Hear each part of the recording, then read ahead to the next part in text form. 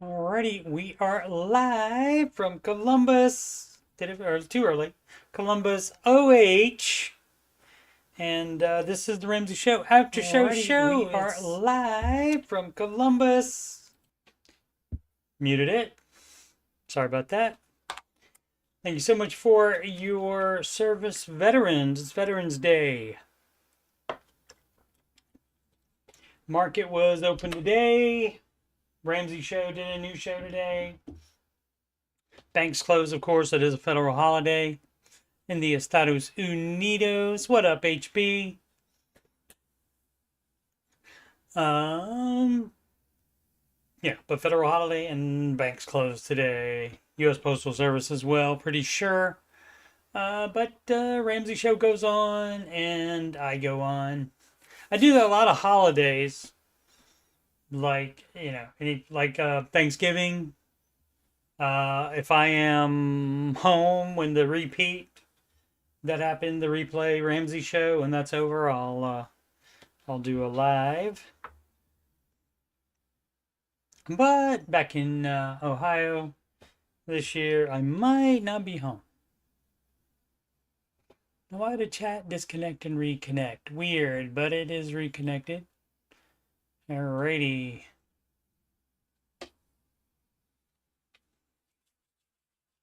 So again, this is the Ramsey Show After Show, and you are watching this on youtube.com/coachstevemoney. And for my financial content, just scroll down just a little bit. And you'll see the answering your financial questions. I'm going to change the order of this. Answering your financial questions. That's the former weekend stream that is now on hiatus. Temporarily while I am able to do Ramsey Show After Show shows every day, every weekday. And so that's going to be the plan going forward. But you never know. I never know what kind of job I might get. And then if I am working during the Ramsey Show time, then I probably will go back to doing the weekend streams. And probably will still do after shows, but they'll be a little bit later than normal. So we'll see how it goes. I'll of course, do as many lives as I can. Also, there's the music playlist that has 11, soon to be 12, Ramsey adjacent songs in it. And the new one won't be in there today because not quite ready to sing it. I will be doing it at some point this week. So at the latest Friday, I'll be doing that new song. What is it? My bad habits lead to death. And I'll be doing that on Friday at the latest there. Suggested by Mr. Sid, written by Sid herself. I was in the throes of packing, getting ready to move at the time that happened. So I said, well, Sid, why don't you write it? And I often tell her, they write themselves, and she wrote it pretty quickly, and it's really good. So can't wait to debut it for you guys. And that will be sometime this week, Friday at the latest. I will just belt it out on Friday, no matter how good I'm singing it at the time.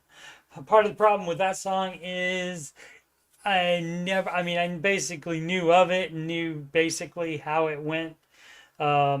But it wasn't one of my favorites, and I didn't listen to the whole thing multiple times or anything like that until after she had written it. So still having a couple problems with it, but I'll try to work through them this week. Alrighty, so as I said, the market opened today. Market report. And as you can see, everything up. The NASDAQ was down most of the day. But at the end there, it came up to be 0.062%, which is better than 0.061% for sure. And I believe that's a new record for the Dow, maybe for the S&P too. Let's see, only 0.097% up. So not much up, but up any is better than down a lot. What do we want to do? We want to do that to see. Yeah, I guess that is still a new high. I think, does that come down a little bit? The 85995, yeah, 6001, yeah. So up just a smidgen from the, where's it? 8th, and then 1911, yeah, 6001. Okay, great. And the NASDAQ, that might have come down a little bit from the high on the 8th, 19286. No, a little bit up as well. Although it looks like it's going down a little bit from the graphic, but the numbers say it's up and 0.062% up, I guess, from the previous high for that. And I think the small cap index finally got a new high. Let's see. Yeah, the previous high was here in November 2021, so about 3 years exactly. 3 years and a week ago, and that was 24378. And what's it? 243.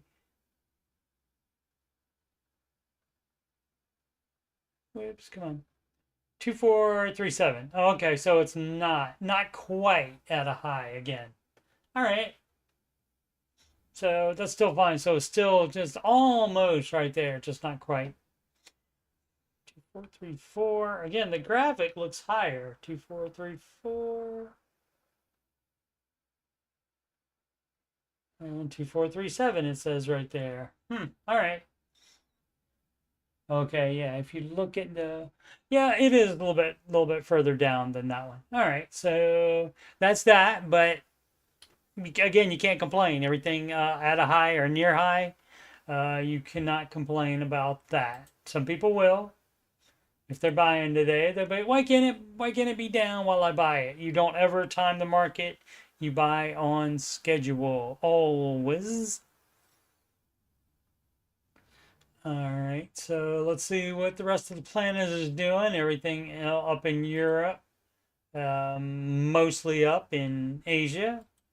See how that dollar is doing, up over the euro, up over the Japanese yen, up over the British pound, love, up over the Canadian dollar, and making it a clean swipe up over the Australian dollar-mite. Throw some more shrimps on the barbie.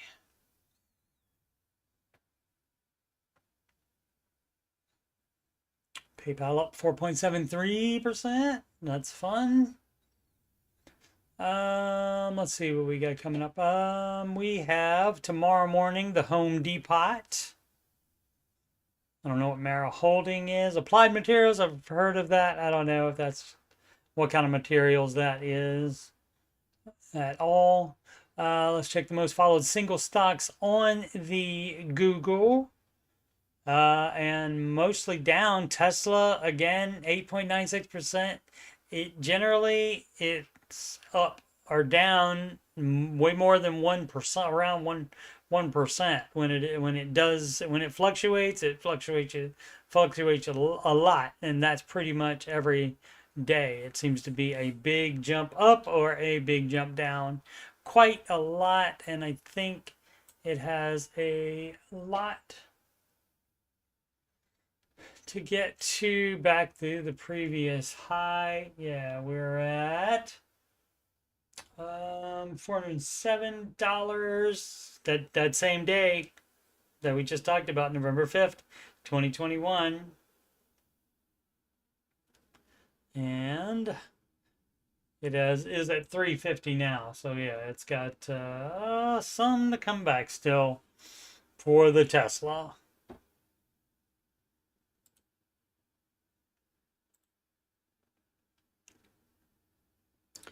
What else do we want to check? Anything? I guess the headlines, we can take a look at those.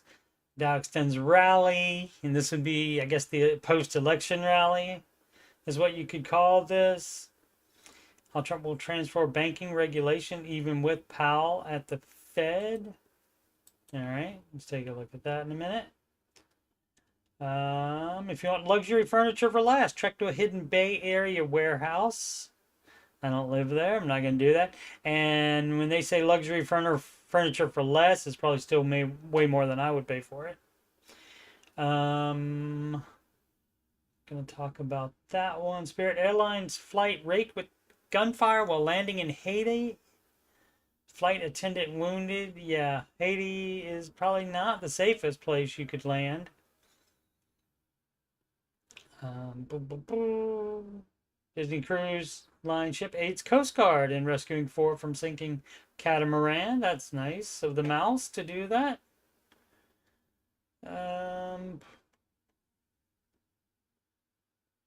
NVIDIA down today, but I guess it's called a must-own, once in a lifetime opportunity. I do have plenty of NVIDIA, but they are inside managed mutual funds. They are not single stocks. Again, Palantir and up another 3%. That's pharmaceuticals. SoFi, not Dave's favorite, up 8.46 today. Lucid Group, I don't know what they do, 5.88%. All right, let's go to some news. Let's see what this will transform banking regulation, even with Powell at the Fed. And Jerome Powell said he's not gonna, even if asked to resign, he says he's not gonna do it. Regulatory change take time, but Trump can make several moves immediately to gain control of bank supervision and M&A approval.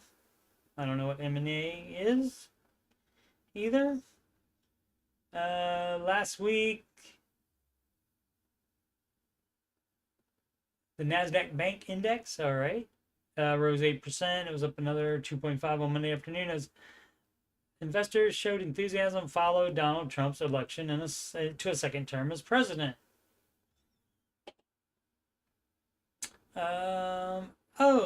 So we can't read anything for free. All right, my mistake. Sorry for the tease there. So I don't know what wonders they think Trump is going to do to it. Well, this says transform banking regulation. It doesn't say making it better or worse. So at this point, we don't know.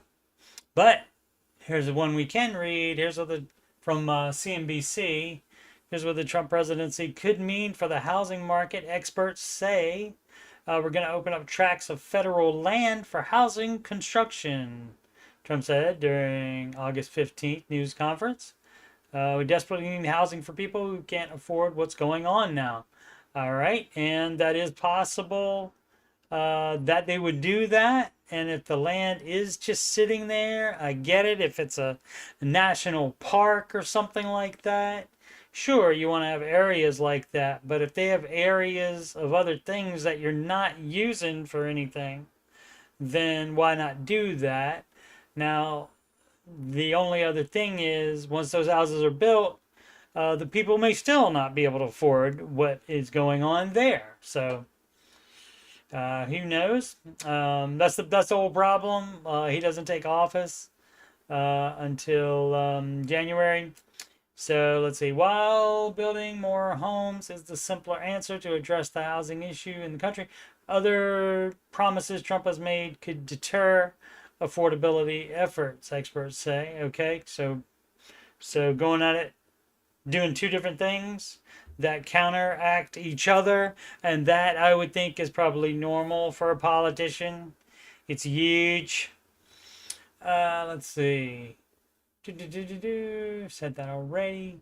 Housing shortage of 4 million homes in the U.S. Need more bills, certainly. And I'm trying to see what else. Trump has talked about enacting a mass deportation of immigrants in the U.S., but doing so might lead to higher building costs as the construction industry depends on immigrant labor. Okay, well, I mean, you don't want to have a person here illegally building your house, I wouldn't think. He also claimed that he would pull down mortgage rates back to Pandy-era lows. Other presidents do not control mortgage rates. That much is certain as well. They don't really control the market either, but it's because they think he's going to do stuff, which is why it's up this week already, even though he's still months from taking, 2 months from taking a little bit less, 7 weeks, something like that, before taking control again. Deregulation to increase affordability. All right. It could be a blueprint going forward. Slashing regulations and permit requirements, which can add on to housing costs for home buyers. Sure. Impacts on construction workforce. Surge of illegal immigration during the Biden administration. However, experts say that most undocumented immigrants are not homeowners. Yeah, I would buy that. That they're not buying houses necessarily.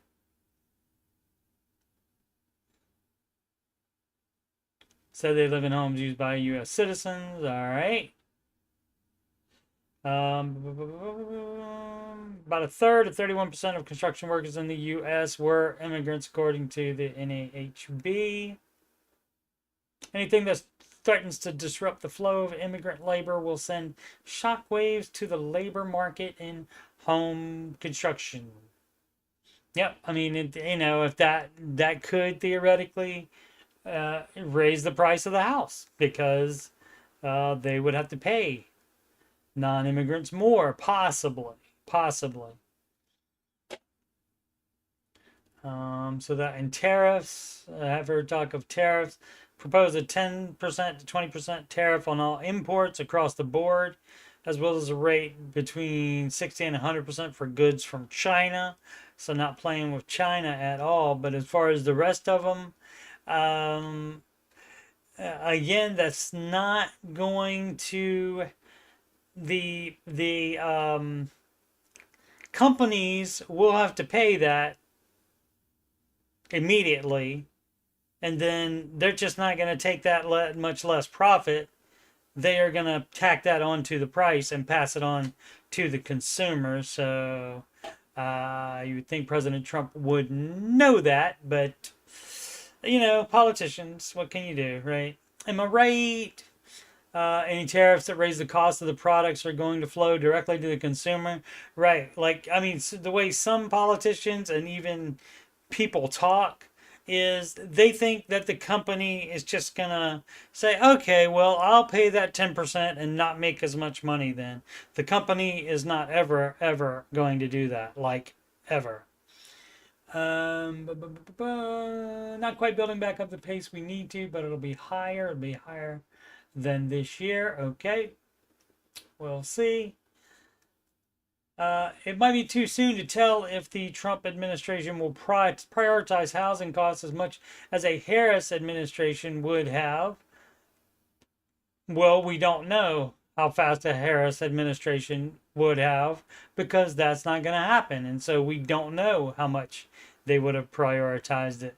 A lot of things both parties do is they campaign on it, and then they, even if they know they can't get it done without Congress approval, they still campaign on it, and then they don't fix it.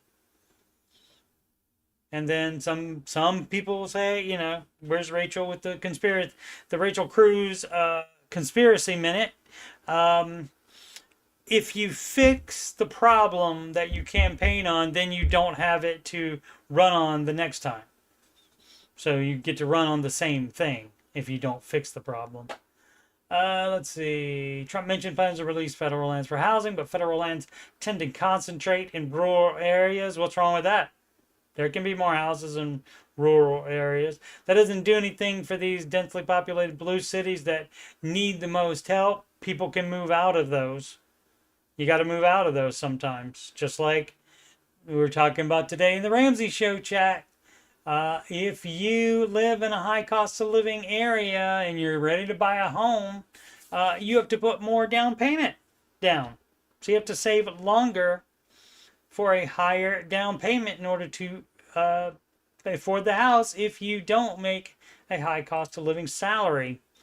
This from the AP. U.S. regulators investigating whether engines on 1.4 million Hondas might fail, and I thought that was interesting. Generally, your Hondas and Toyotas are trustworthy and are pretty good vehicles, supposedly. So let's say they recalled about 250,000 vehicles in November 23 to fix the same problem, but the agency said it has 173 complaints from owners who reported connecting rod-bearing failures, yet their vehicles weren't included in the recall. All right, and so I guess they're looking into it. Trey likes Amish hardwood furniture, but man, it's expensive. Indeed, Trey. Most fed land is in the middle of nowhere. Yeah, and that's a problem. If it's in the middle, if it's not near, I mean, it's got to be within a half an hour of a Walmart. Is how I think you should decide it. That would be the Coach Steve barometer for that. It's gotta be within half an hour of a Walmart to be effective at alleviating any of the housing crisis. So I'm sure U.S. regulators will get down to the bottom of this and whether more models should have been included in that. Oh, what is that called? Recall. That's what that word is called. I couldn't recall the word recall. How about that? All right, so we are finally, after a week doing the Facebook, the Ramsey Baby Steps Community is the name of that Facebook group, and that is run by Ramsey Solutions. There are a bunch of other ones on there, and this subreddit, reddit.com/r/Dave Ramsey, and the other ones on Facebook, plus this one, the subreddit, is run by fans. Little agua. And we're back, and we got 8 days of questions now built up since I did not use any. So maybe we can get through the whole week. We'll see. Fuzzy Wind 7049 Debt Snowball is working. Excellent. There's nothing that makes it stop working, ever. It would be, as long as you're doing it correctly, then everything should be fine. It might not be going as fast as you want it. I mean, it could be going slow, but it does work. It's been proven to work millions of documented times. Starting my debt-free journey in June after moving. Started my debt-free journey in June after moving to Financial Peace University in August, and by year's end, I'll have paid off $12,000 out of what was $34.5K in debt. I'll be rolling into 2025 with a great monthly snowball and still working for extra cash outside my normal job and still have probably $1,000 of things to sell. Fabulous. Momentum is strong and the plan is working. Great. Awesome. My money talk. Do I really own my home? All right. So this, just to prejudge it, which, it works fine here, but if I was taking a call on the radio, I would not do that. I would listen for a couple minutes. Maybe, or at least a minute until I ask a question. But do I really own my home? All right, let's see. I bought my home 8 years ago, and it has been paid off for about 2 years now. Then you own it. So, period. You own it. Don't come in with, the homeowners association, they can put whatever charges they want, and then just pay your homeowners association fees, or if you don't like it, sell it and leave and buy a house elsewhere. So, but you don't have to get into your whole thing here. But let's just say, let's read a little bit more and say, for the first 6 years, my mortgage payment included reasonable amounts for taxes and insurance and an escrow account. However, once I paid off the mortgage, my insurance costs skyrocketed, almost doubling in price, doubling it. Well, are you in Florida? That wouldn't have anything to do with you paying off the house. If you're elsewhere, I don't know what to tell you. You can shop elsewhere. See, and some people would just run to Reddit and complain about it, or like not say anything about it for a long time, like about 2 years, and not say anything about it, and then finally go to Reddit to complain about it without ever checking other insurers. You can call an insurance broker, like, oh, I don't know, Xander Insurance, and you can get them to shop home insurance for you to see what the price is. So, and if all of the other ones are about the same, then guess what? That's market rate. Sorry. Again, if you don't like that price there, you can sell your house and move to a different state and get different homeowners insurance. Let's see. Well, my property taxes have also increased. Well, as the house goes up more, it will increase. It's been a typical annual rise, but it still means I need to set aside a third of my former mortgage payment to cover these expenses. Now, a third, that seems like it's excessive. And if it is, and you can't get those down any, and again, you'd have better luck doing the insurance, trying to get that down than taxes, I'm sure. But again, nobody can do anything about that. Except you can move. That's the only thing that can change that. So recently my insurance has gone up again after shopping around, I found no significant differences even with other companies. Well, if you check more than 2 other places, a lot of people will check when they say they shopped around, that means they checked one other one. People are generally lazy, and you have to expect that from them. And so, but if you've checked a bunch, then that is life now, sir. Welcome to life. And what I always suggest is when you get introduced to life, that you embrace the reality of the situation and say that's what it is, and then you get to decide if you want to live in that reality. And if you don't want to live in that reality, then guess what? You whining about it or asking about it or wanting it to change is not going to change it. They're not going to change what they're doing. They're going to charge the same amount. What you have to do is leave the area if that is going to be common in that area. And so, let's see. I'll see. Oh, I got invested in it. I want to see what other stuff is coming on there. These developers have me rethinking home ownership. Is still better than not have a freaking mortgage payment. Because guess what? Guess what, my pal? My friend? Even if you had the mortgage payment, you'd still have to pay property taxes. And you'd still have to pay insurance on it. Dumb. It reminds me of what Robert Kiyosaki said in Rich Dad, Poor Dad. Oh yeah, let's listen to the guy that every 2 or 3 months or so says, oh, the market's going to crash in 3 or 4 months. And it never does. He's always wrong, and he always comes back and says that again. Yes, it's going to crash one day, and then he'll claim to be right.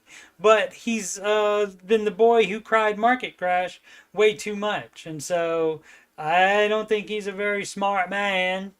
I mean, he's sold a lot more books than I have, for sure. And people put him on television all the time because of those book sales. But then he says the same dumb crap over and over again. Without anything to back it up even. So, let's see. That a home is a liability and not an asset. As our family grows, we're considering buying a bigger property, but it's discouraging to realize that more square footage means higher insurance costs. Yeah, and higher taxes too. Imagine that. Even if I pay cash or pay off a new mortgage in 30 years, there will be no 30 years as advised. Ever. Nobody ever told you to do that. At least not Ramsey people. I will never truly own the property. Yes, you still own it, but you have to pay taxes, and it has to be insured unless you're dumb. If you took up the origin of mortgage, if you look up the origin of mortgage, you find that mortgage comes from old French word mortgage, which is a combination of the words mort, death, and gage, pledge. Right, a death pledge. Yeah, and that's fine, and that's where it does come from. But you're trying to be too cute here, okay? You can rent for the rest of your life if you want to. It is allowed. Just my advice would be to stop being dumb And you can decide whatever you want to do, for sure. And so, theoretically, baby step 7 here, I hope. Do what you want to do, man. If you don't want to feel like you don't own it because you have to pay insurance on it, do you feel that way on your car since you have to pay insurance on the car?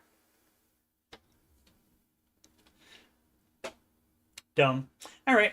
Tamir. No. Tommy Robert. 30 years old and on baby step number 7. I don't know what to do now. Oh, let's see. Sorry, got behind in the chat.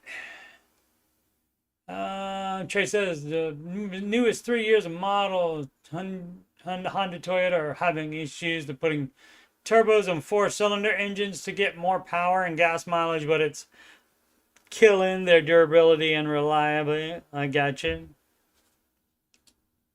Too much stress. Too much stress on the hyperdrive.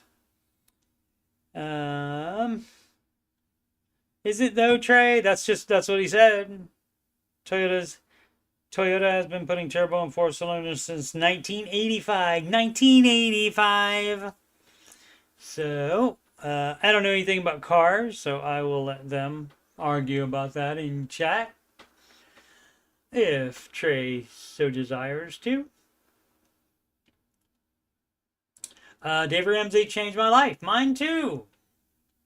This from plenty. Oh no, I didn't do this one yet. Don't know what it's step 7. Don't know what to do now. You just do step 7 things, which is you build wealth and you give a lot of it away.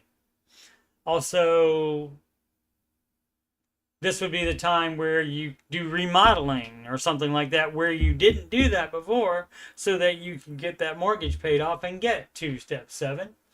Deep into baby step 7, I'll have a net worth around $500,000 to $600,000, consisting of a paid off house for $375,000, and that's average. About anybody that has a house and they get considerable net worth, that most of that net worth is going to be in the house.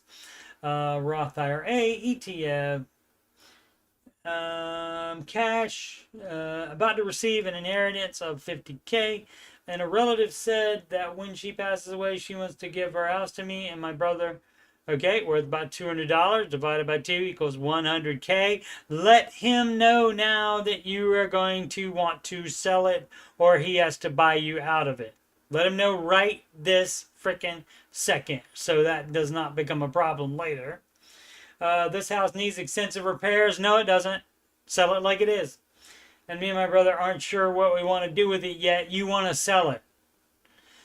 Leaning towards selling, yep, and splitting the money, but I kind of want to buy it, fix it, live in it, and rent out my house for around 20. You know, if you think you need to do that stuff in your life, guess what, my friend?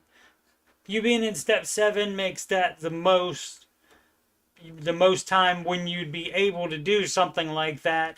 And if it didn't work out, let's just say the worst case scenario, you move into that garbage to fix it up.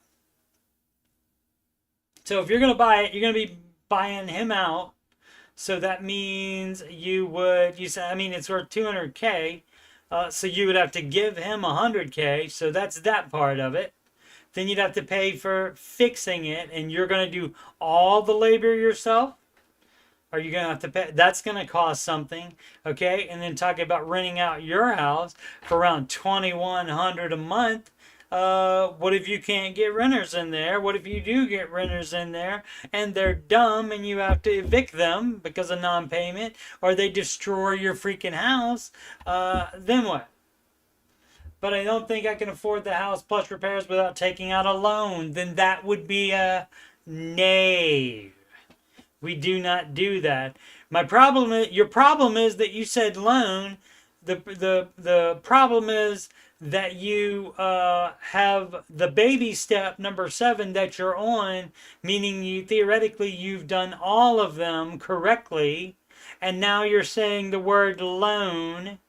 This is dumb of you, sir or madam. Problem is I don't have a stable job or a degree. Well, then you don't do this bull crap then. I actually work 2 jobs, real estate agent and gutter installer estimator.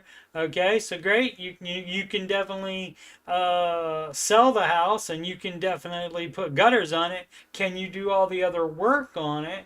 But the answer, without taking out a loan, then that means the answer of whether you want to do that or not is no. Both jobs are commissioned and both dramatically decreased during the winter. All my assets are gaining value, but not cash flowing. I want to get in a position where I'm cash flowing and working whenever I want to. What do I do now? I have more info I could add, but I'm trying to keep this as brief as possible. Thank you. No kids, 0 debt. I have money, but not a stable job. How do I retire the fastest? You don't do dumb crap like this. Okay? When it says build wealth and give, it doesn't mean take out a loan so that you can do something that basically you're starting a business, a house flipping business is what you're doing. And then you're wanting to rent yours. And so basically you're doing business. And of course, no loans regardless, but definitely loans for business because most businesses fail. All right, and there's just too much here that can go wrong, and so that's why you do not do this, and your purpose doesn't become retire the fastest. That's not your purpose. Your purpose is to not be dumb. To be the least dumb as possible should be your purpose on baby step 7. And so high yield savings accounts, investment accounts, even outside of retirement, all of those have much better track record than going into business and all of a sudden trying to be a landlord and a house flipper when you have not done that before. Being a real estate agent and gutter installer estimator doesn't mean you're qualified to be a house flipper, nor that you have the ability to do so, and that you will be able to find buyers and renters for those properties even after you are done with those.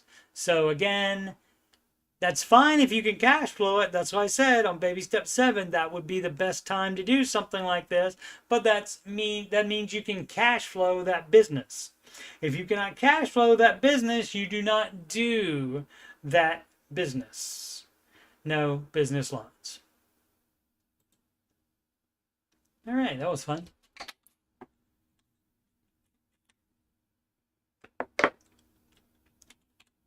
Trey's either out or didn't feel like debating it. Plenty preparation 122. Dave Ramsey changed my life. Like I said, me as well. In July, I had $14,000 in credit card debt. I'm going to pay off the last $500 on November 15th. I've lived with this debt for 10 years. Fabulous.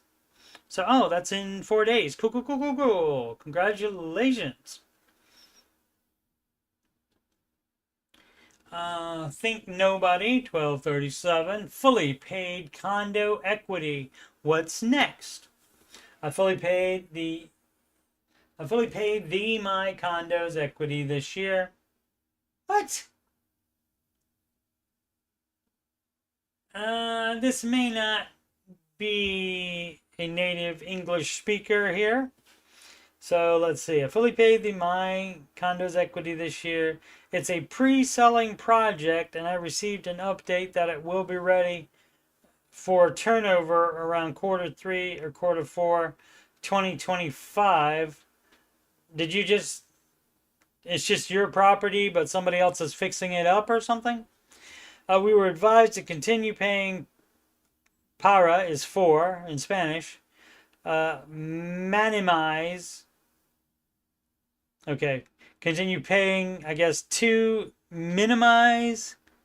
Young, does that mean small? I don't know what that's not Spanish.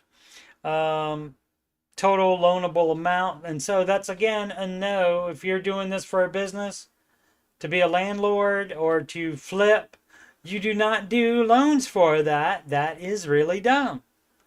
Let's see, I tried the housing loan affordability calculator and was surprised to see that the monthly amortization for 15 years would be a total of 30% of my monthly income. Yeah, that's why you don't freaking do it.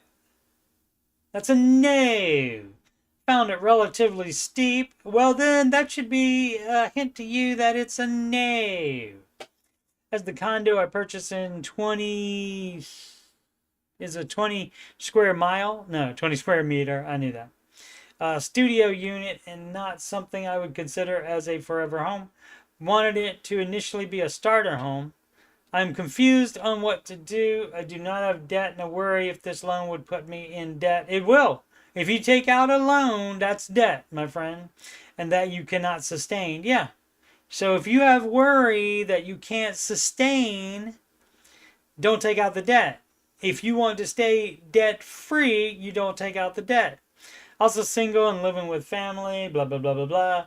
Baby step 3, flare here. And that would put you back in baby step 2. And you're not trying to go backwards in the baby steps is the general advice on it. And so, again, that's going to be a no.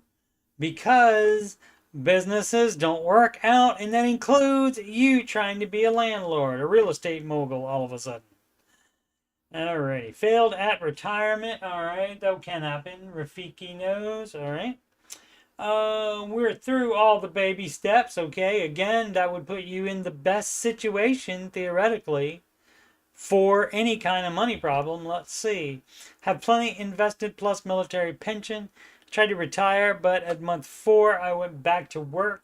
I don't recall Dave's recommendation about retirement other than when to take Social Security. Can you all recommend something to read, consider, or do? I wasn't prepared for the psychology of retirement. If you went back to work because you were bored at home, then you just work until you die at work. It's fine. Just work all you want to. Until, I mean, you'll know when to retire.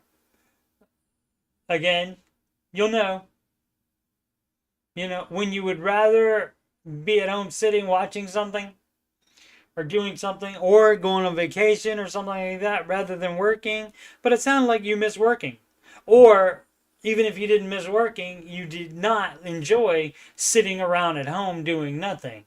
And so you'll know. So this whole, you know, there's a whole zeitgeist thing now about the FIRE thing, the fixed income retire early and stuff like that. People trying to retire in their early 30s and stuff like that. What's the hurry? What is the freaking hurry? I mean, if you're in a financial position to do it and you want to do it, great. If you feel like going so gazelle that you are in a position to do that, fabulous. You still don't have to quit. So you can work as long as you want to. And if you don't necessarily like the work you're doing, but also don't want to sit around and retire early, then you can start up your own business. But that would be, of course, not taking a business loan out.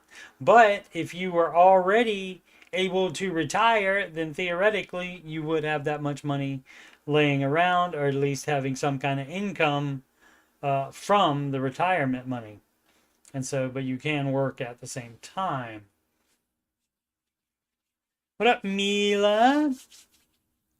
Mila, I try to wait until at least Thanksgiving week. I think the normal thing is day after Christmas, for at least for putting up the tree. I don't know, probably people do other stuff.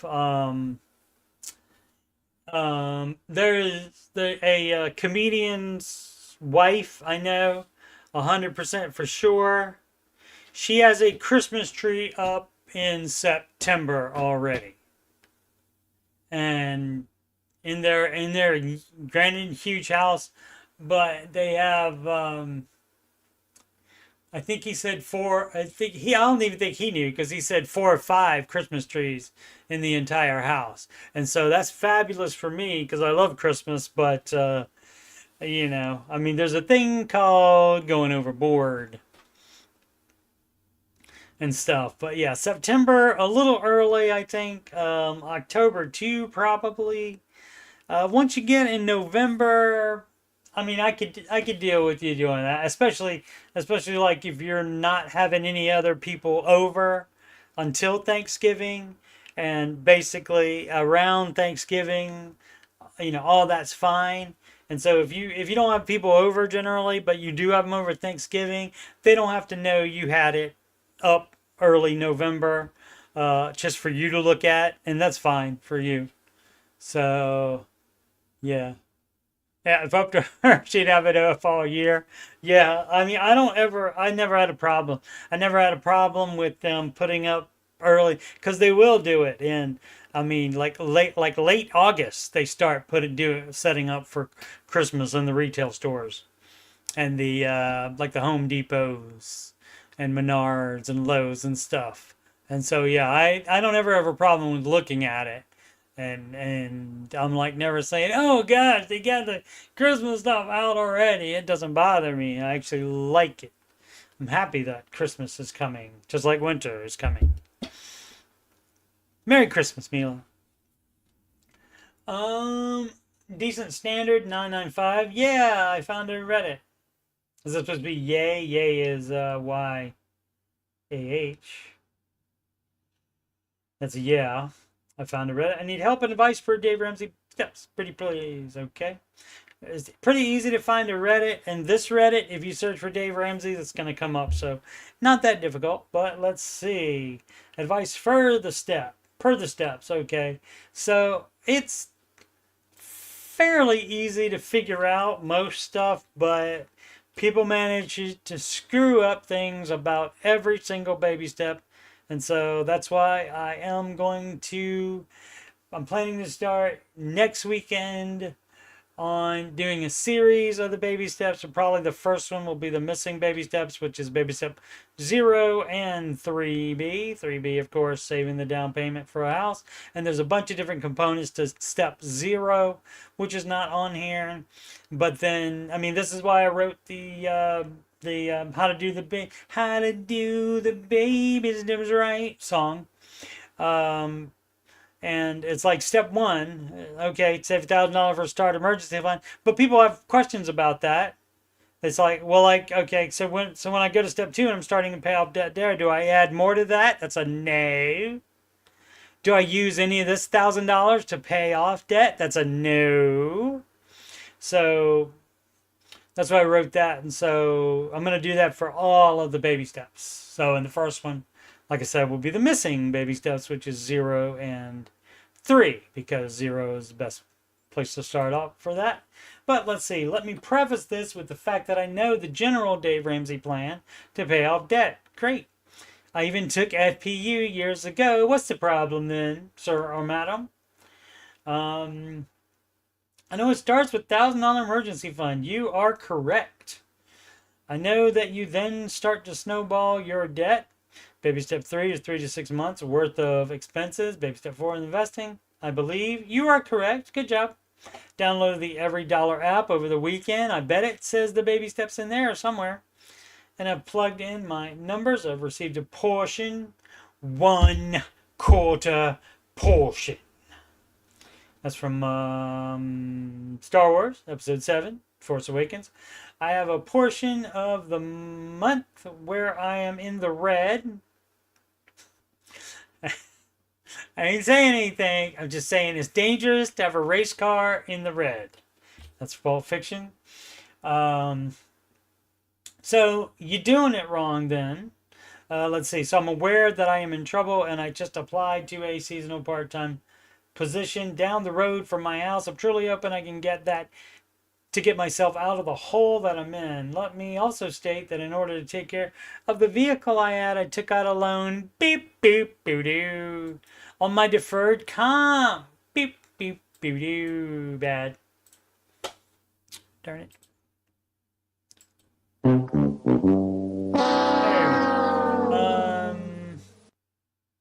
Back in January, and also on my pension about 3 years ago. Oh yeah, everything you're doing here is bad. The car still pretty much died after investing $3,600 in it. Yeah, so at that point, even before you took out those loans, you should have had a mechanic take a look at it, and they could have advised you whether to dump money into it or not. But didn't do that, so now you just owe that money. So borrowing that the retirement accounts isn't an option. Great, because we would not advise that anyway. I have a 2024 car that I have a 28K loan on. Buyer's remorse is real over it. Yeah, it should be, because that's dumb. That's just as dumb as trying to tap your deferred comp and your pension. Everything you're doing is bad, for sure. But now you can fix it if you want. I also refinanced my mortgage a few years back, and while I didn't take any extra money out of it, thank goodness, I did it for 15 years and a 3.2 interest rate. Escrowing my taxes was not an option when refinancing. Fast forward, and I have 3 taxes that come up each year. Yeah, well, you're supposed to. So what you're supposed to do, my friend, is save the money. You have to cash flow it as you go along. And you being in the red during the month, but if you come out of it after you get your next paycheck, it may not be as bad as you think. You may just have to change what you're paying the week before, that kind of thing. So the week where it may be that you have all of your expenses after one paycheck, and it needs to be before the previous paycheck instead. So that may be the problem. And so you can fix that sometimes. But yeah, if you have all of your expenses coming out at that portion of the month, maybe you can even move them. You can even ask if you can move the payment to a different time from some of your people, the utilities and such. You can ask them, if you can say, that's when I have everything else due. Can I move that payment to a different time? Even if it's after the previous paycheck, before you would even get into trouble, you can move that. So that would be what I would look into, because it might not be you just don't have enough money overall. Now, if it's that you don't have enough money overall, then yeah, what you could do, I got a great idea. 2024 car, hopefully it hasn't lost that much equity yet, but they do lose a lot the second you drive it off the lot. You could sell that vehicle. And if you have to, you take out a loan for a smaller amount than the 28K. Say it will sell for, let's make the math simple, say it'll sell for 25K, and you take out a loan for 5K, that'll give you 3K for the difference, and then 2K to buy a beater car for that you should have done in the first place instead of buying a new car, because that was dumb. Let's see. So, yep, you have to plan to pay those because you cannot cash flow them. Cash flowing means you can pay them out of money that comes in the same month that they are due. And if you can't do that, you have to start saving for them in advance to account for them. You put a little bit away, and you don't even have to do that in a separate account. Some bank accounts allow you to set up buckets for things like that, which basically means it just has a different name on it and it's for something else, and that way you don't spend it on something else. Taxes are due and penalties have been assessed. Okay, so you're gonna be behind on that too. It's a dang struggle to save anything in this economy. It's not the economy. It was because you were dumb as crap. That's the problem. I mean, the economy might not be the most fabulous, but if you didn't do all of this dumb crap, you wouldn't be feeling this tough situation as much as you are. And so it's your fault. It's not the economy's fault. It's your fault. You did it wrong. But I've taken a close look at my budget in order to try to make sense of my shortfalls. And that budget can't have anything that's not 100% necessary. So no eating out. No gas for joyriding. Nothing else that is not 100% necessary to live. Nothing. Zero. Till you get your life back. Question 1 is this: do I take the $825 in my emergency fund account and use it toward the village taxes? Yeah. Step 1 is get current, or part of step 0 is get current, and you do that even before you have $1,000 emergency fund. Yes, you do. Or do you take longer? No, you don't. You do want to. Your taxes is what you should get the current the fastest. Question 2 is unrelated, but well, why not ask still? In this subreddit, even if it's not. But of contributing a lot to my deferred comp, and until my deep dive this weekend, I'd actually forgotten this $300. Yeah, you stop doing that. No, you don't do anything. Knock it down to 1%. But should I stop contributing altogether till I get a hold handle on things? Yes. That's what you do. No investing for retirement while you still have debt.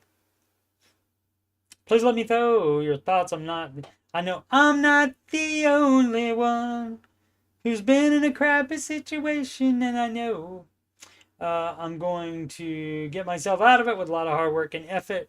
I just need to know the right now steps. You get your other job, and yes, you stop investing, and you take everything out of your budget that's not 100% necessary to live on. No fun. No subscriptions. There's no streaming. You need to be too busy at work to watch anything on streaming. Hashtag frugal fam, loan on 401k question. And this would be a no. The answer is no. And therefore you're ready.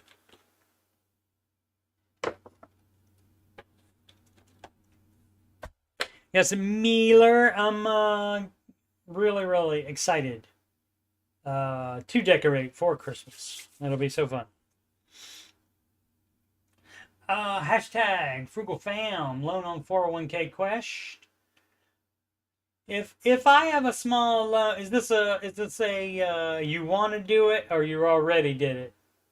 Like this hypothetical, or you already done it, but trying to take some of the pressure off by saying, if I have a small loan out on my 401k, do I include that in my total debt number? Yes, it's debt. I know the money is not invested or growing, but should this line up towards the end to pay off? No, if it's small, it should be near the front. Smallest to largest is the order.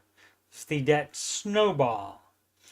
And that's what the order means, that the total amount owed to each lender. In this case, the lender is yourself from your freaking 401k, which you should never have taken out a loan on. And so to track back why you didn't do that, what you should have done is not done whatever it was that made you have to get the loan on the 401k. You don't do that. But then you don't get everything you want right now. Yeah, and how well did it work out for you? Not good, I'm guessing. Prestigious Eb3736 says, am I doing it right? Fabulous. Because I often say, you're doing it wrong. 34, man. Well, let's see. I have $80,000 in a high yield savings account and have a house which I bought in 2022 for $550K with only $370K left. Well, let's see. I have no other debt besides my house. Let's check the baby steps. Okay. So 4, 5, and 6. Invest 15% of your household income. I'm assuming he's doing that. Save for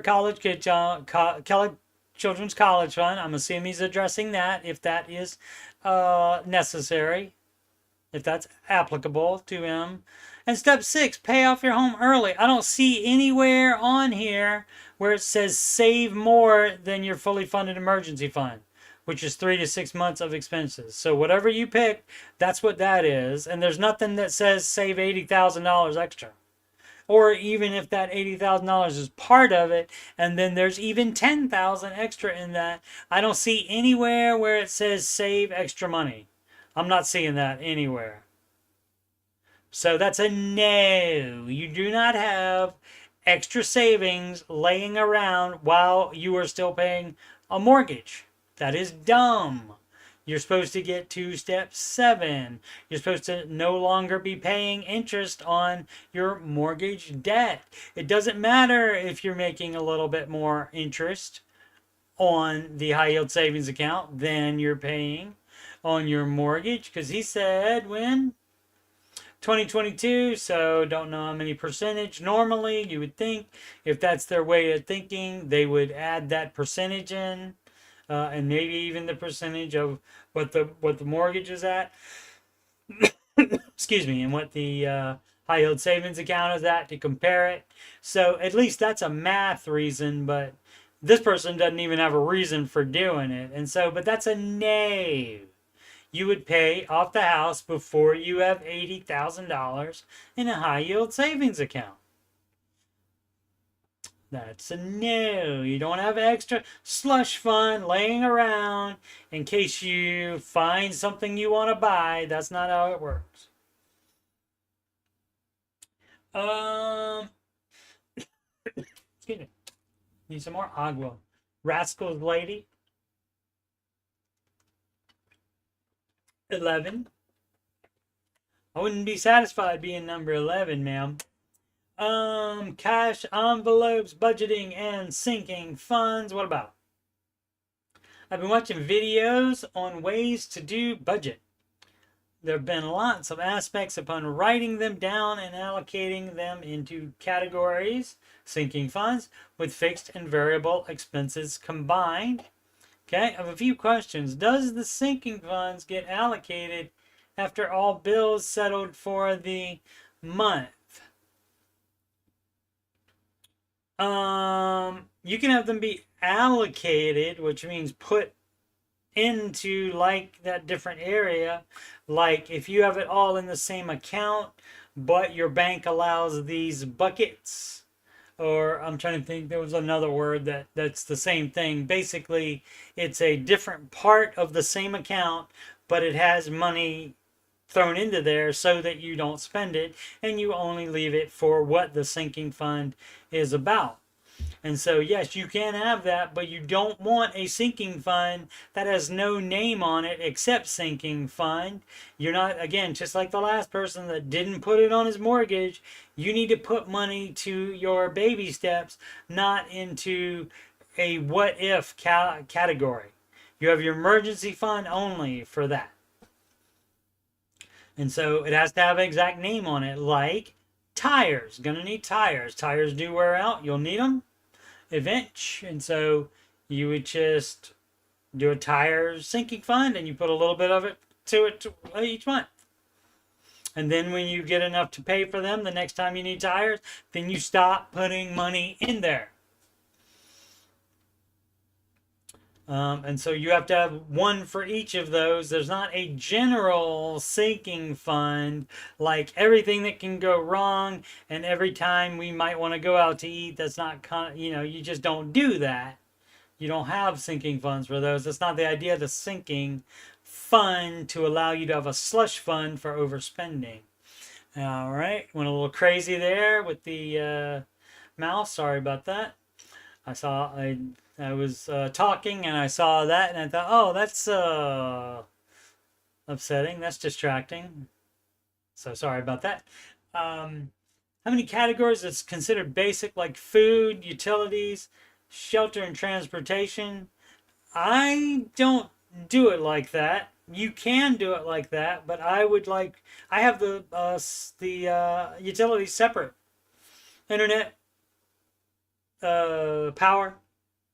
Actually, I don't have gas here because it's electric heat. So that's for utilities. That's it.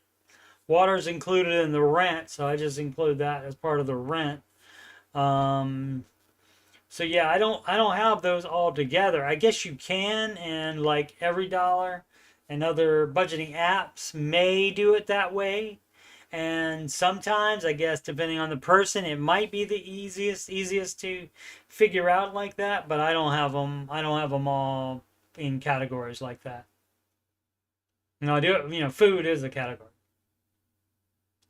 But the shelter and transportation, again, I don't. I have gas as a line item in the budget. And so, if there's only going to be one thing in the category, like for transportation, I mean, you could put like, your license fee, your registration fee, your any kind of paperwork you have to do, oil changes and stuff for transportation. You could do it, but I just do gas and I just cash flow that other stuff. And so yeah, once you don't have debt, it does make it a lot easier to just cash flow it. So you would just put it in. Basically, like I said, I do a line item for each one. And so the idea is to do the budget the best way that will help you keep track of and stick to that budget. Where do you have the other categories like medical bills, medications? I would assume there would be in apps, there would be one for those. Emergency fund isn't a category. You would have that done at $1,000, and then you don't consider that ever. You don't ever take money from that unless you have an emergency, and you don't have to replenish that unless you have an emergency and to take money from it. There's no savings. There's no savings on step 2. You have the emergency fund, and that's it. No savings, except the predetermined sinking funds, as I said. Kindly enlighten me. I want to learn from you. Thanks in advance. Hopefully some of the 19 got her straight on that or him. So yeah, it just depends on if the categories help you at all. If a lot of people, I think, would benefit from being able to see each individual line item in the budget. What up, AJ? I'm doing my stream, sir. What you doing? Jabber 1990, a secret bank account. Uh-oh. One time we had there was a call on the Ramsey show today that had secret debt. And of course, the finances weren't combined regardless even before that. And so if you combine the finances, then maybe there wouldn't have been any secret debt because that would have been discovered by the husband a lot longer. And the wife was probably trying to keep it a secret so she could take care of it, but she didn't make enough money to take care of it by herself and plus pay for half of all the other stuff. And so basically both of them did it wrong. All right. One time I had a teacher tell us when you're a married woman, when you're married, women should get a secret bank account so that when your husband leaves, not even if, okay? So I'm going to go ahead and guess she got left, leaves you money to fall back on. At first I thought it was a good idea as long as both sides are aware of it, but I figured the group would be the place to discuss it. Yeah. Alright. Well, let's see. I would think if you are fine with your husband having a secret bank account as well, in case you leave him. Right? I would assume if you're fine with that, then he might be fine with you doing it as well. And so you communicate, you compromise, and if you can't do those two things, you got more problems than money, and you might be splitting up because you need counseling. So, I don't know what to tell you about that. The Ramsey advice would be no on this. But you need to talk to your husband about it, not Reddit. So again, even talking about it on Reddit, if this is like your actual situation and you're thinking about it, that's behind your husband's back too. So not going well here. That is an ad. It says promoted. I want to be promoted. AJ, just practice some guitar. Figured you'd come to see how you are. Thanks so much. AJ said that's a no from me, dog. That's right. I often do that. Giving it the old, oh gosh, I forget his name. What's the guy's name that said that on American Idol? Forgot his name right now. Wrong Palpitation 32 says, trying Dave Ramsey, selling our car. Okay, those are two things. If you're trying Dave Ramsey, that's a good chance you'll have to do that. Or that would be the advice anyway. Looking at trading in you don't trade it in, you sell it instead. Sell it private sale and you get more money for it than if you trade it in. The dealer takes a bite. Dealer takes a bite if you're selling. If they are buying it from you, i.e. trade in, or if they're just buying it, or if you are buying it from them, the dealer is wetting their beak on that transaction, so it's best to leave the dealer out of it. Do a private sale. That's why private sale is most times a higher amount on the Kelley Blue Book value of any vehicle, which I owe $13K and have 69K miles on. I'm trying to trade it in for 04 Sienna. It is 85K miles and they are asking 8K. The mileage is good for it being an 04. But let's see, I'm having pre-purchase inspection done. Didn't even occur to the person that dealer is costing him money. I read the Carfax. It's only a one owner. Okay, great. Now you're having a pre-purchase inspection done by who? And the answer should not be, oh, the same dealer that is selling it to me. That is dumb as crap. Now, I'm not saying they're all like this, but dealers are supposed to make money. And so the pre-purchase inspection at some dealerships might be, yeah, it's good. Yeah, we checked that 6 months ago. That's good. You need to have your mechanic check it out, do the pre-purchase inspection, not the same dealer that's selling it to you. That is dumb as crap. Let's see. Long maintenance history. The only thing I see being done that worries me is the alignment, which has been done quite a few times. Well, since 04, it could get out of line a few times. So it depends on how much. Would this be a good idea to purchase? We don't know. We're not looking at the car. I wouldn't be able to tell you regardless. You would need a mechanic for that.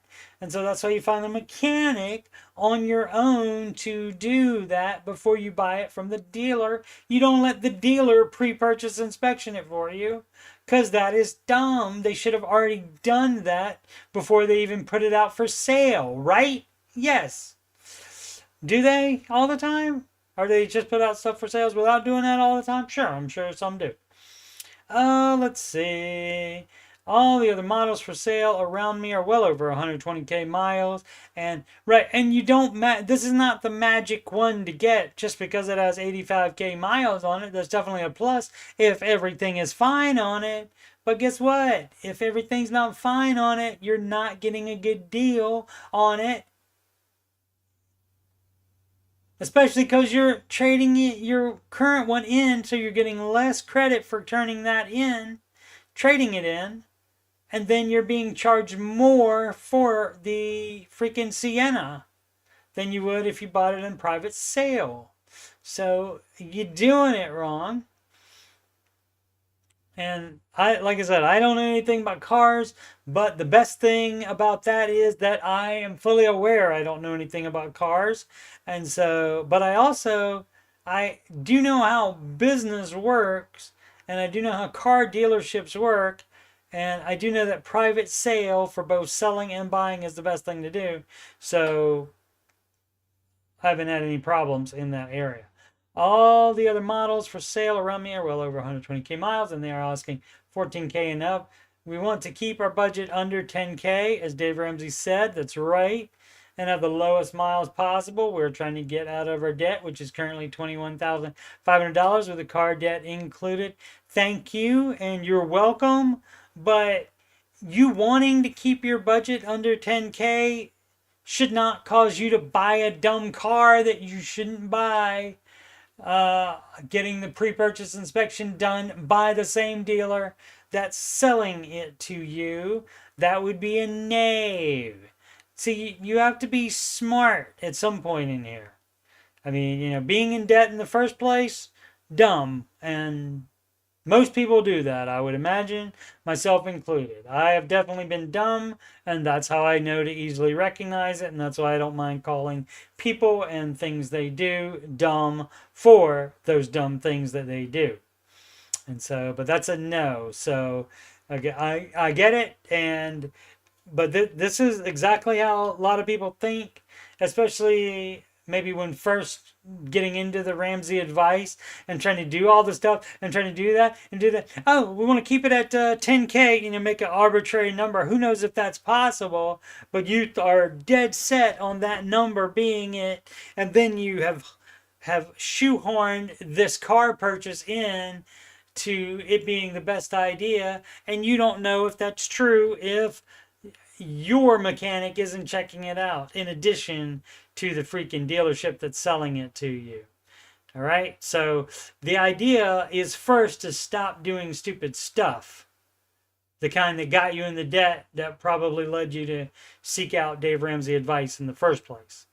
And so that's the idea to start doing. Start being smart about it, even if it does cost a couple bucks more, like if you have to pay a mechanic to do that. Now, there's some mechanics around here in the Columbus area that will look at cars like that for free because they want a chance at the business for fixing whatever the problem was.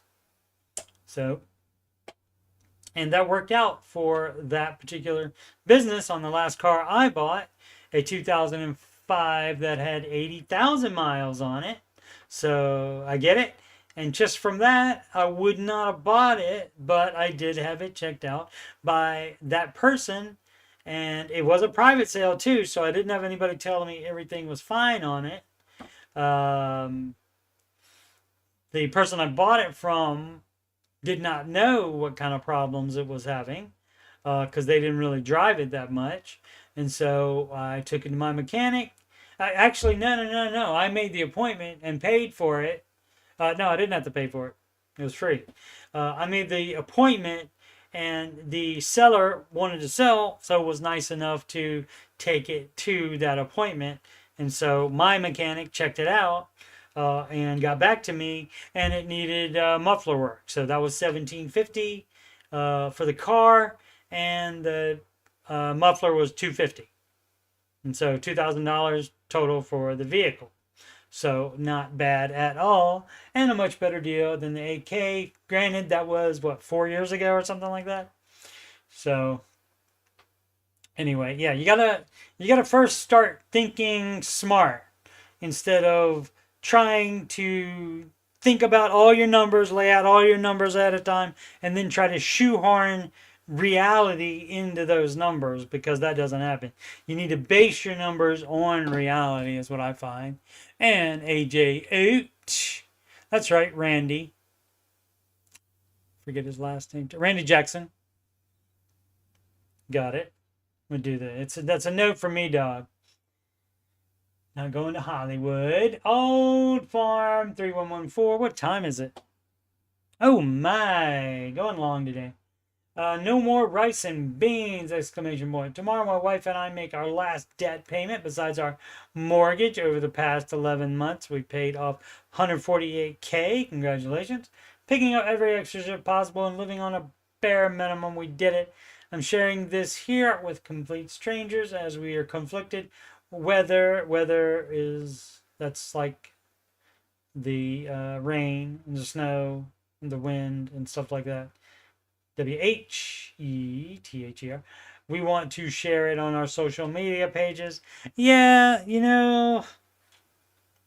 The problem with sharing it on social media or telling your friends about it is that just there's way too many normal people out there, and they are not going to just say, "Oh, you paid off this much money? Oh, that's great for you."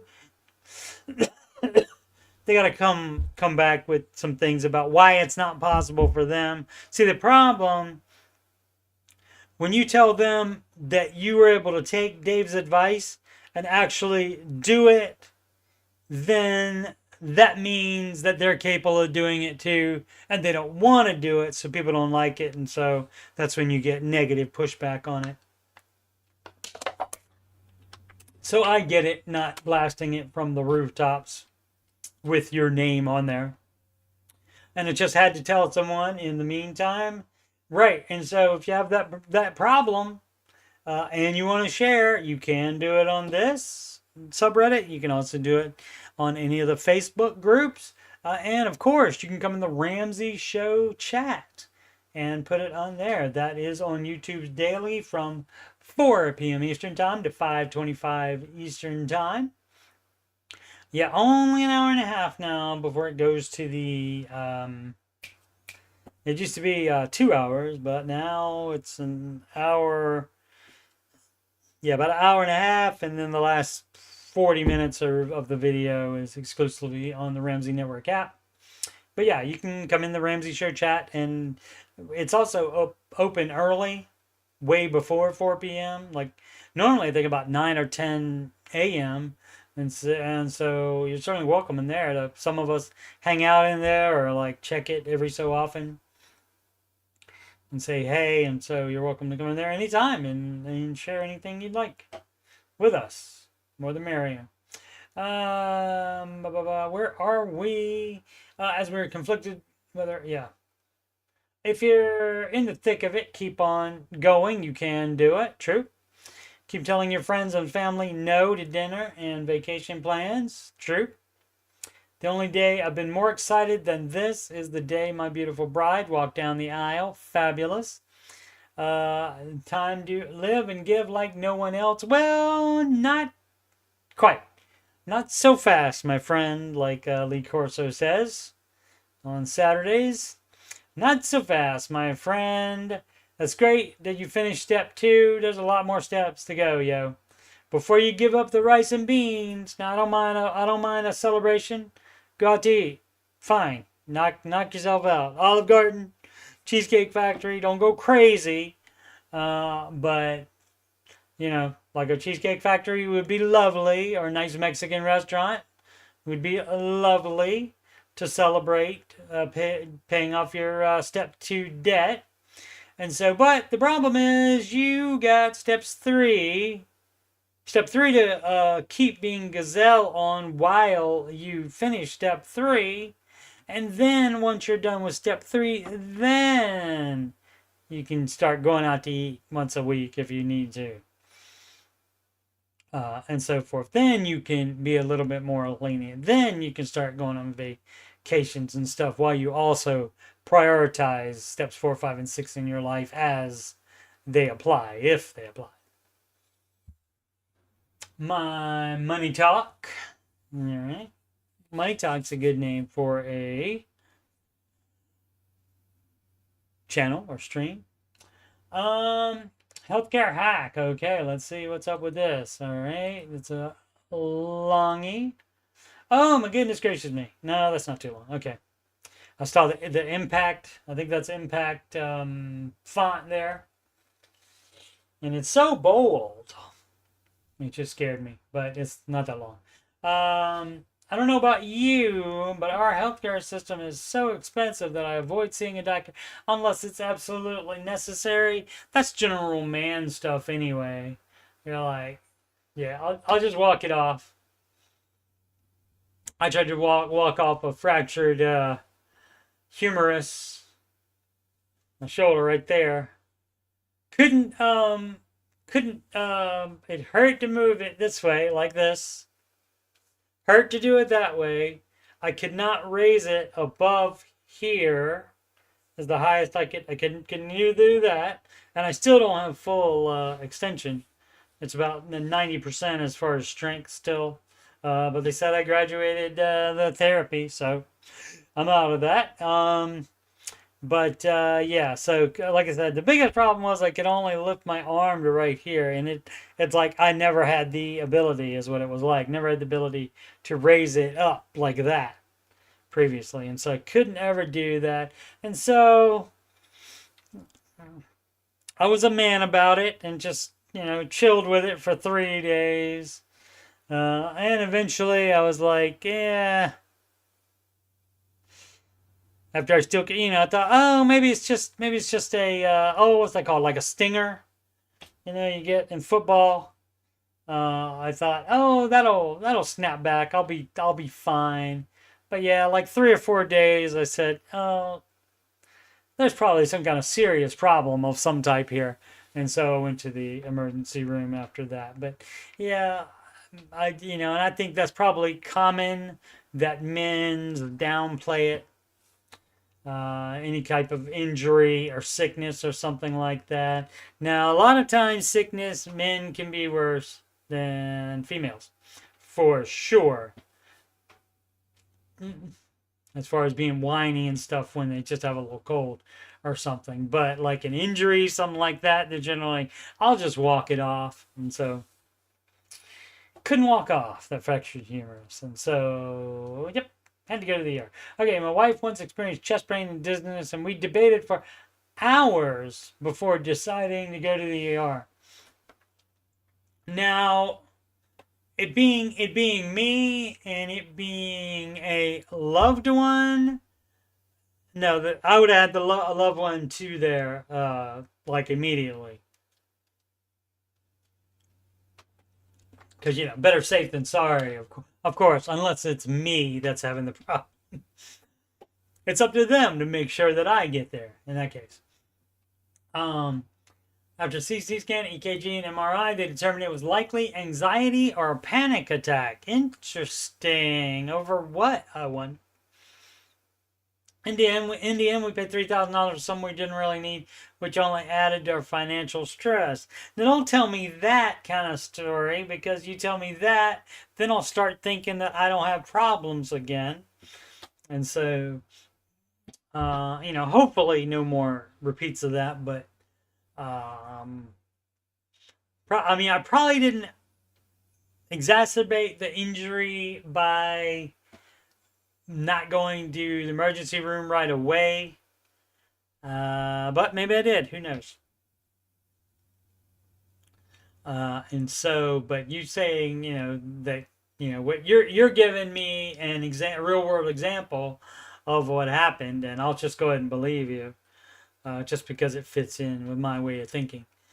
But if it's, like I said, if it's another family member and it's not me, we're at the ER already. Let's see, when we had our first child, I signed up for family health plan with premiums of $350 per paycheck, but the deductible was $1,500. I stuck with this for a year before realizing it wasn't the best option. Okay, yeah, this person does have a hack of some type. I got distracted by relating it to myself, of course. Sorry about that.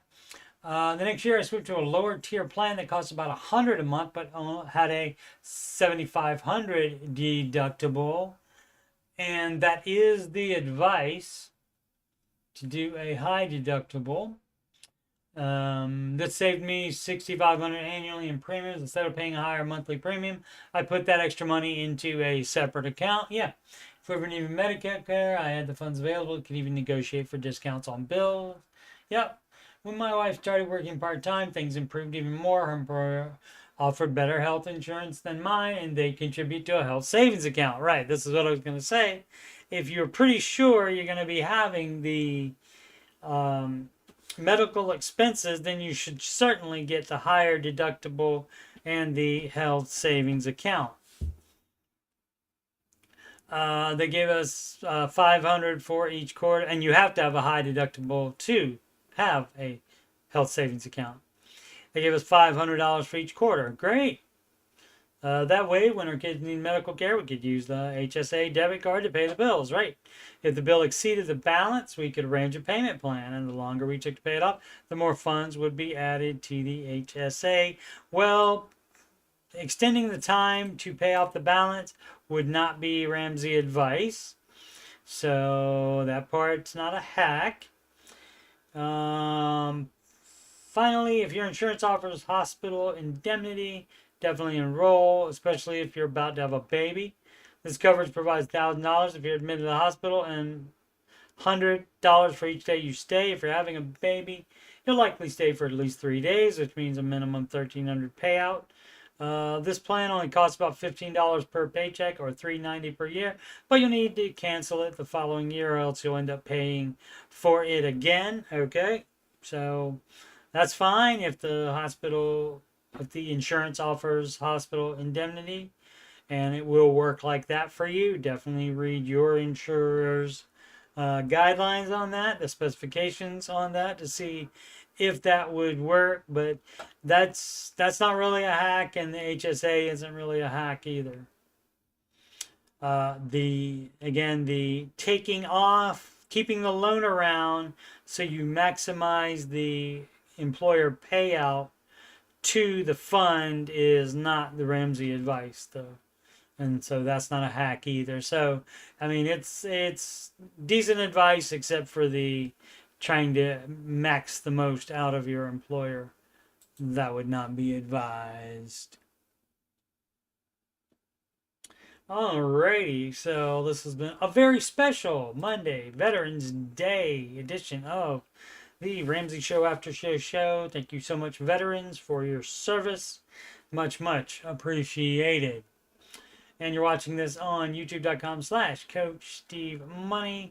And for my other financial content, you just scroll down and you'll see the Answering Your Financial Questions playlist. And that has 135 in it episodes in that. I don't do that one. That's on high. That was the weekend stream. I don't do that anymore.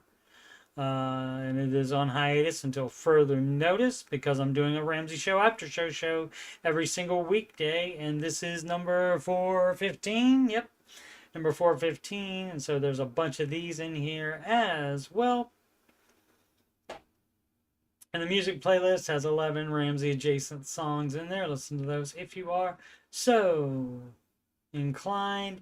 I also have a bunch of other stuff in here, reaction videos, video game stuff, Secret of Skinwalker Ranch, recaps, The Curse of Oak Island, recaps and other related Oak Island content. And the new season 12 of The Curse of Oak Island, starts tomorrow night. So I'll be getting back to work on that, and you'll probably see my subscribers and views go way, way up, because that's the way it goes. That is my highest earning content.